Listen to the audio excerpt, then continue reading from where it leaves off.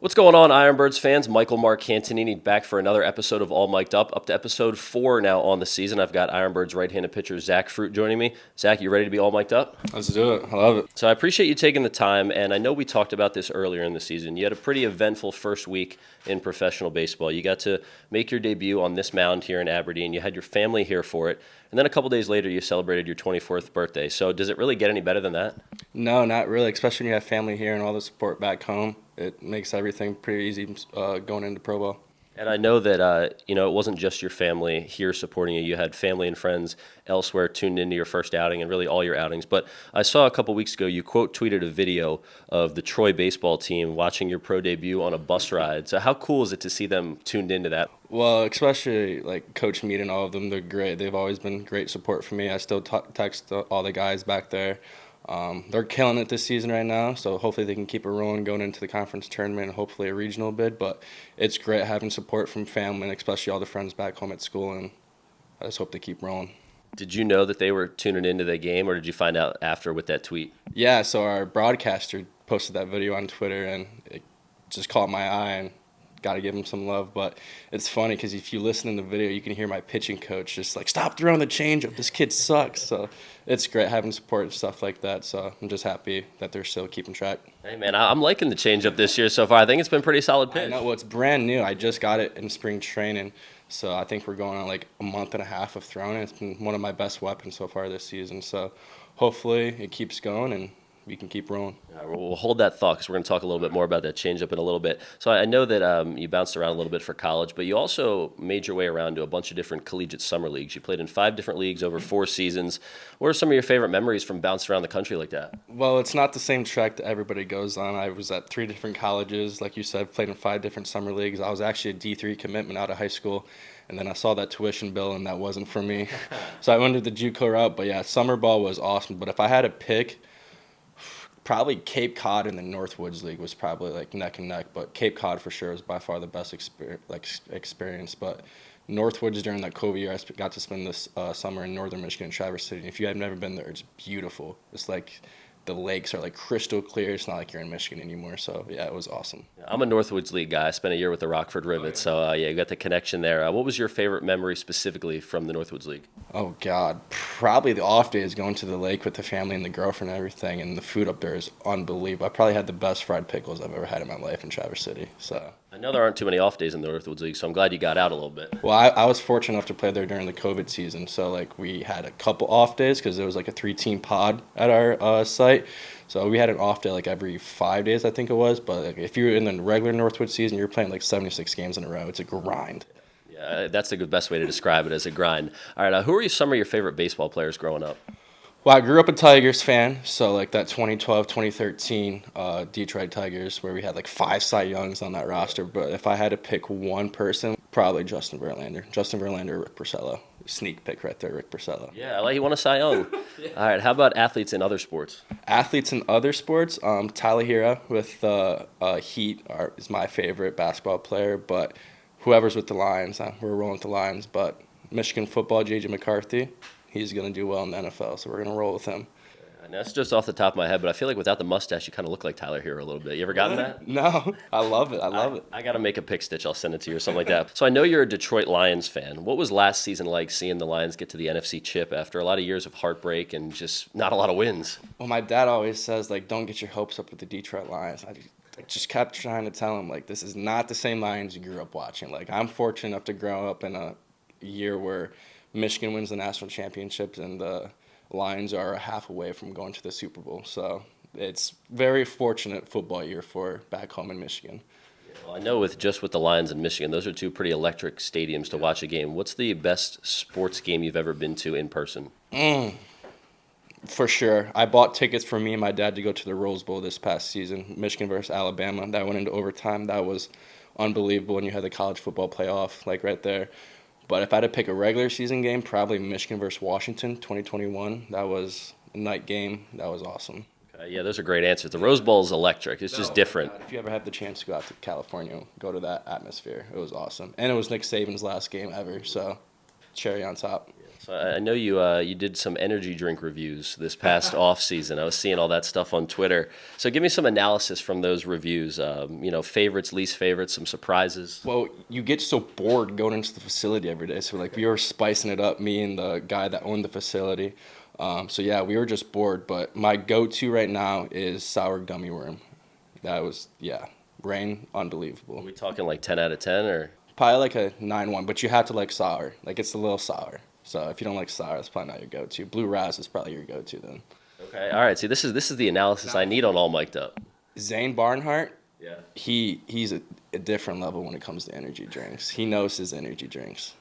That might have to be the next interview for sure. All right, I know you've been rocking the mustache this season. It's completely new. A recommendation from your girlfriend. So what kind of feedback have you had on your mustache, both good and bad? Well, yeah, she didn't make me get it. I shouldn't say make me get it, but she recommended it because the goatee was just giving her like burns all the time. So she was like, you got to go mustache. It'll look good. So I went to the mustache and I went down to spring training. And Shuck and Forrest was like, that's the best stash I've seen in spring training so far. I was like, well, let's do it. Let's roll with it. And I've been throwing good with the mustache, so I'm just going to keep it rolling until it falls apart. Have you had any haters talking about the stash? Yeah, my uncles. They're saying get rid of it, but hey, if it looks good, it looks good. All right, so I said, hold that thought about the change-up. I want you to show the people watching All Mic'd Up, what the grip used to look like and then what it is now. So I was right here, like the two-seam, because I was a two-seam in college. And it was just over the thing. And my biggest problem when I was throwing it, it was coming off the index finger. So it was kind of getting like that induced vertical break that we call it. And it was getting too hoppy. So when I got to spring training, during the off season, I scratched it. I was like, screw it. I'll never be able to throw a changeup. Like, I'm over it. And then I got to spring training, and I kept throwing it. And then we got on the Edgertronic, their slow motion camera, and we moved my things up, and we took my middle finger off a seam. So it was kind of like a one-seam changeup now, and now every single time I throw it, it's strictly coming off that one seam, and that's what's been getting the action for me. So thank goodness for slow motion cameras, because if not, I don't think I would have the weapon right now. I mean, you guys have so much technology at your disposal, and I know that's helped you. All right, so we're going to wrap up All Mic'd Up with a couple different things here. I'm going to start with a teammate question round. Which position player on the Ironbirds would you trust most to throw a scoreless inning in a game? I'm going to go Jalen Vasquez. I think he pitched at, like, he did something at South Carolina or North Greenville. So I think I'm going to go him. Who would have the best shot to play another pro sport? I need the sport and the position. Somebody on the Ironbirds. Ooh. Sharkey, Teddy Sharkey, or Carter Ballmer. They're pretty good at golf. Sneaky good. Especially Ballmer. He's really good. Yeah, I've heard Ballmer's pretty good at golf. All right, who's the easiest teammate to make fun of? Easiest teammate to make fun of? Well, when Sharkey was here, me and him would get after it with each other. So right now, Levi Wells, it's just fun messing with him, and he'll give it right back. So, like, that's the good stuff about all of us being close together. We just give it right back to each other. All right, so your last name's Fruit. I'm sure you get asked about it a lot, people making puns. I'm going with some fruit-related trivia questions. All right, first one. Which fruit is highest in fiber? A, passion fruit, B, pineapple, or C, raspberries? Fiber? I'm going to go raspberries. A, passion fruit. Not that many people eat passion fruit, but, you can Google this stuff. Which fruit that ends in berry is not actually a berry? A, cranberry, B, blueberry, or C, strawberry? I'm going to go the crazy one, strawberry. Yep, you got it. Yeah, you got it. All right, last one. What is the most consumed fruit in the United States? A, grapes, B, bananas, or C, apples? Wow. Grapes. Bananas. 1 out of 3. Sorry, 333. You're an all-star hitter. Bananas. That's horrible. All right, last one for you. What are your top 3 favorite fruits? Oh, pineapple, grapes, and apples, but it has to be like an applesauce or like something like that. I'm not a big straight up apple. It has to be like applesauce or something. Okay. All right. I like these answers. See, this is good stuff. This is the stuff I need. All right. Well, he's Ironbird's right-handed pitcher, Zach Fruit. I'm Michael Marcantonini. Zach, thanks for doing this, man. Absolutely. Thank you. I Am Human is a new kind of unisex clothing brand with a bold mission to combat the stigma surrounding mental health while offering support to those struggling with it. Founded by Samantha Eula, a Philadelphia-based fashion designer, the brand is inspired by her personal journey with mental health. Centered around embracing humanity in its entirety, from struggles to triumph, and promoting diversity and inclusivity, the I Am Human brand reminds everyone, no matter your age, gender, race, or sexual identity, we are all human. If you're looking for a rental contract or want to have your property managed, then contact TCA Property Management, Inc. Whether you need to rent it or need it rented, owner Don Curry and his dedicated staff offer 24/7 service. Contact Don and the TCA Property Management Team today at 410-273-9585 or email office@tcaprop.com. That's 410-273-9585, and you can visit www.tcaproperty.com for more information. Welcome back to episode 4 of All Mic'd Up. Michael Marcantonini here with Ironbirds catcher Adam Retzbach. Adam, you're all mic'd up. Really appreciate you taking the time, man. Yeah, thanks for having me. So the first thing I usually do is ask you guys about your families, because I know how important family is with what you're doing, not just support on the field, but support off of it. So tell me about your family and growing up in the Scranton area. Yeah, so I grew up 30 minutes north of Scranton, Pennsylvania. So compared to a lot of guys on the team, I'm pretty local. It's about 3.5-ish hours from my house to Ripken Stadium down here. So my parents come a bunch. They'll come see like 2 or 3 games a week at home, and I really appreciate that because a lot of guys don't really see their families more than once or twice a year. Some guys, like the international guys, don't see their families at all during the season. So I'm really lucky, and their support definitely means a lot, and it helps me perform a little bit better. So the fact that you're able to have your family out here multiple times a week for homestands, how has that helped your play on the field? It's just nice to see them. I mean, a lot of guys miss their families a lot. To be able to see my parents and see them pretty often, it really does mean a lot because you never know what's going to happen tomorrow, and I appreciate them supporting me through my whole career up until this point. I wouldn't be here without them, and then to be able to see them play professional baseball, or see me play professional baseball, definitely means a ton to me. That's a great mindset to have. And so after growing up in the Scranton area, you went to play your college baseball at Lehigh University.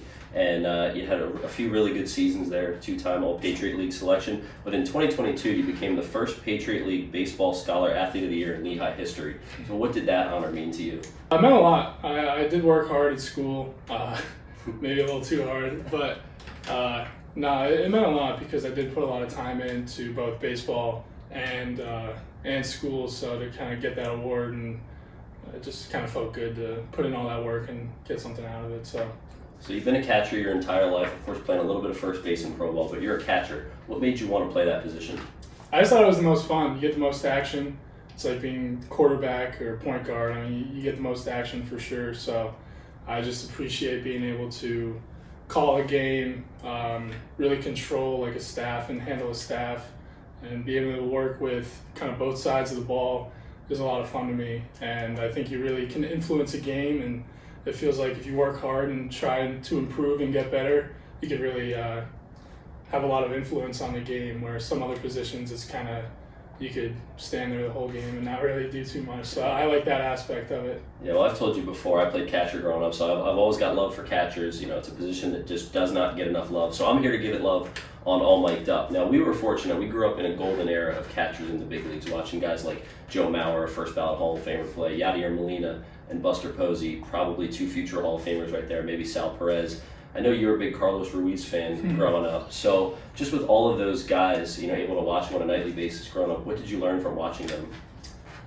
I think Carlos Ruiz, I know we're not similar players body shape wise, but I just love the way the energy he brought and the way that he kind of handled those great pitching staffs of those Phillies teams. I grew up a Phillies fan, and it was fun to watch him play. And I'll never forget watching the 2008 World Series with my dad, and Carlos Ruiz I was there. Carlos Ruiz made the final play on that Roy Halladay no-hitter against the Reds, just stuff like that. And I just love watching how they influence the game, like I said, and it's just a lot of fun to watch those great players. Yeah, Chooch was one of my favorites. So I grew up a Phillies fan too, being from the Philly area. What catchers have helped you personally throughout your career, guys that you've been able to talk to and pick their brain? There's not really anyone in like the big leagues or anything, but last year me and Silas would talk a lot about catching. Creed, Randy, I mean, just you're on the same team, you're working together, you have the same goals, so kind of pick each other's brain, work together, talk about what you're feeling one night, what helped you, what you think the other person might be able to help you with. So just a very big collaboration between all the catchers. I think we're all in the same boat. It's a lot of hard work, some tough days, and spring training, it's just long days, so you're hanging with the catchers all day, and kind of work together to get better. Yeah, it's been really easy to see how closely you guys work together and that you feed off of each other. I'm glad you brought up some of these guys in Aberdeen, because I had Creed and Silas on together last year. We were talking about catching, and I asked them, what they do to break in a catcher's glove. So I asked you to bring your catcher's glove. So I got to have you show me what you do and like kind of how you play with it to get it broken in. So this is the same glove as my glove that I'm gaming right now. It's just the Rawlings 34-inch glove. So this one's pretty brand new. It doesn't really close too much. So I just like to get off the machine and just kind of pocket balls, but not squeeze the glove. So you kind of just paddle them out and really feel the pop and loosen up the leather. And then just during the game, like I'm not playing tonight, so I'll just be kind of working with it. But I like to bend this in here to kind of widen the pocket and then push this way. So when it closes, these are the first two things to close. So the ball is like trapped in the mitt instead of being able to pop out. So Silas Ardwan taught me those two tricks. So I'll have to give him some credit. Okay, yeah, shout out to Silas. I mean, these are things you only get on All Mic'd Up. I love that insight there. So how long before that glove is game ready? It's going to be a while, probably a month. I broke in my other one during spring training, but you catch so much during spring training. You don't really have that level of volume here, but probably a month until it's game ready, but should be good. It's not a rush, but definitely want to get it going just in case. How long can you stick with one glove? I think I'll be able to stick with the game mitt that I'm using now, hopefully for the rest of the season. But I think the Rawlings do last a while, especially if you take care of them, which I definitely plan on doing. Yeah, absolutely. So what are some of the most effective catcher drills for you? What kind of drills have benefited you the most throughout your career? Honestly, it's nothing crazy. There's really no wild, intricate drill. It's just kind of getting off the machine and working on a specific movement pattern, blocking. I think the best way to get better at catching is just catching bullpens. I mean, there's really nothing like catching a live arm, throwing live pitches, because on a machine, you know where the ball's going to be. You can kind of cheat, where you're catching a bullpen, it's like as close as you're going to get to the real thing. So I really try to take bullpens that I catch seriously and very game-like and really lock in during those bullpen sessions. Let's take pro ball out of it. Go back through college, high school, even growing up. Favorite pitcher you ever had the opportunity to catch?